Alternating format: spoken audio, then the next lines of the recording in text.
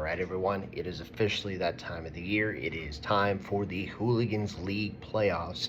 I am League Commissioner Gabe. Welcome to the 2025-26 version of the Hooligans League playoffs. The lovely thing about this time around is that you all have been here before, so I'm just going to go through it, just mention like the key little things. I'm not going to dwell on everything. Hopefully, I've been known to ramble. Even in my weekly recaps, I'm known to type a little bit more than I should. Anyways, let's go ahead and get started. So obviously, congratulations to the 6 teams, including myself, that made the playoffs. You are now in the running for the grand prize, and I'll get to the prizes in just a second. To the non-playoff teams, all 6 of you are now in danger of receiving this year's league punishment, which is the 9 beers, 9 hot dogs, 9 innings challenge. Before we begin, you're going to see my eyes darting back and forth. You're going to see it darting mainly here. It's because I got my scripts just to make sure I don't leave out anything. If you have any questions at any time, just reach out to me, obviously, and I'm an open book. So both brackets will stay separated for the entirety of the playoffs. There's going to be the championship bracket and the consolation bracket for the teams that did not make the playoffs. You will not at any point play a team from a different bracket from here on out. There is a cash prize for the top 3 finishers that is different than it was last year. The reason being, we did up league dues from $20 to $25 per league motion. So the total pool grew from $240 to $300, which allowed me to delegate more of that money to prize money. So for third place, you still get $20. I kept it at that league buy-in from the previous years. That was something we voted on, so I'm sure you understand. If you do get third place, that might be me. It could be someone completely different. Second place, previous prize was $60. It is now $80, and first place jumps from $100 to $140, plus your custom Hooligans League champion trophy that will likely, unless I'm inspired by something completely different, look the exact same as the past 2. And I'm sure Joey and Dylan can attest to the fact that it is a really cool trophy. So the consolation bracket for the teams that did make the playoffs is called the Toilet Bowl. Again, I said it last year, I'll say it again this year. I did not name it that. I don't like the name. I can't change the name. All I can do is just adjust how it works. So the team that loses out in that playoff bracket will be the one doing the punishment. So the way it works is that if you win a game, you're automatically pushed to like a different part of the bracket. Imagine losing in the championship bracket. You're pretty much out of the running for first place, but you're kind of pushed to like a winner's consolation bracket. Like, I forget the exact name. Imagine it the same way in the consolation bracket. If you win there at any point in time, you're pushed to a different bracket. You don't have to do the league punishment. So if you lose out, you're done. You're doing the 9 beers, 9 hot dogs, 9 innings challenge. Let's see here. Okay, so the bracket seeding was based strictly off of team record, with points for being the tiebreaker, and there were a lot of tiebreakers. Obviously, we had 5 teams with a 6-7 record. Towards the end of the season, obviously, a couple of those got broken towards the end. But yeah, so that's the tiebreaker. That's the way it's seeded. If there needs to be a motion to see if that's changed based on division status rather than points for or team record, please let me know. I can put it in with the next rule of motions. Okay, so there are 2 sets of buys, same as it was last year with the introduction of the 6-team playoff. The first set of buys is between the number 1 and number 2 seeds in the championship bracket, so this gives them a better chance of winning.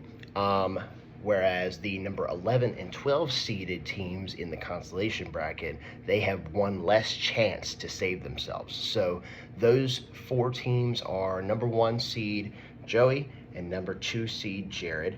They are not going to be eliminated this week from the championship bracket. They will automatically go to the league semifinals.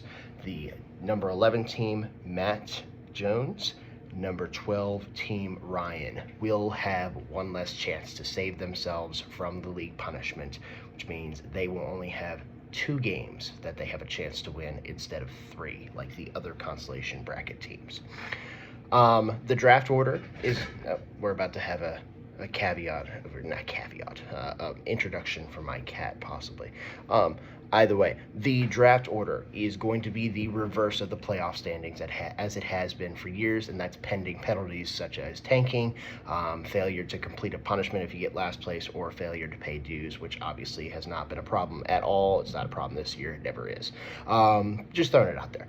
Once you are out of contention for money or punishment, per league motion in 2022, your rosters will be locked and you will be unable to add or drop any players. You'll still be able to move around players in your own team, but you won't be able to pick up free agents. You won't be able to participate in the waiver wire unless there is special circumstances only. And that main special circumstance that did introduce itself last year is based off of another rule to curb tanking. And that rule is you must have an active player in every starting roster spot for each match during the playoffs. So if you're eliminated from the winner's bracket, or you were supposed to win in the consolation bracket and you choose to take out like 1 to 2 players to make it not necessarily like the best odds for you, not allowed. That's called tanking. We're not going to tolerate that.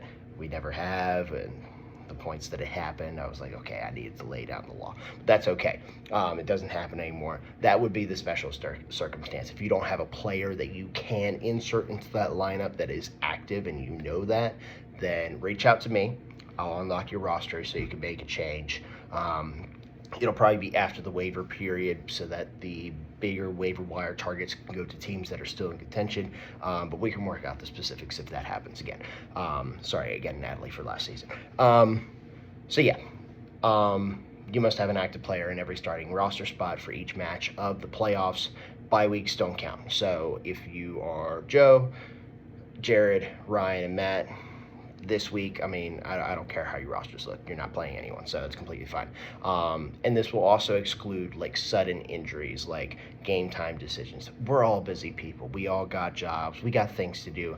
We can't afford to like look at our phones 24/7 to make sure our rosters are completely updated if something like that happens. Like imagine a guy gets hurt in like practice the day before and you're like super busy that weekend. That's fine.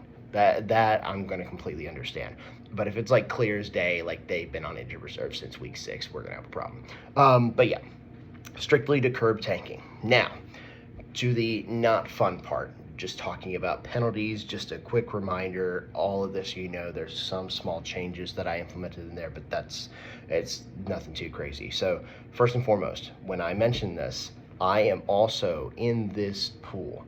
I am not above this law, and I want you to call me out if I am going and overstepping my bounds and doing something like this, because I will take sanctions upon myself. So the tanking penalty comes with the following punishments. You will forfeit any remaining matchups that you have in the playoffs, whether you are in the consolation bracket or the championship bracket. You will be the automatic last place team in the league.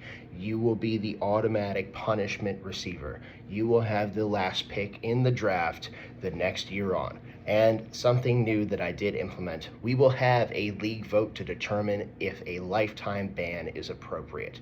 Obviously, I don't assume that this would happen with anyone. We've all been very upstanding people. So I'm just saying that, getting it out there. Tanking's not fun for anyone. But yeah, that includes me. If you think I'm tanking and I acknowledge that, I'll put myself up for vote and we can vote a new commissioner in. Collusion between teams involving star players, matchups, or even money. If you are transferring money to someone else and I find out, we will not have a vote. You will be gone. And the same thing, if you think I'm doing it, let me know. I will push all the evidence out there. But again, that shouldn't be a problem. But I think that's pretty much it. I think I covered all the bases this year.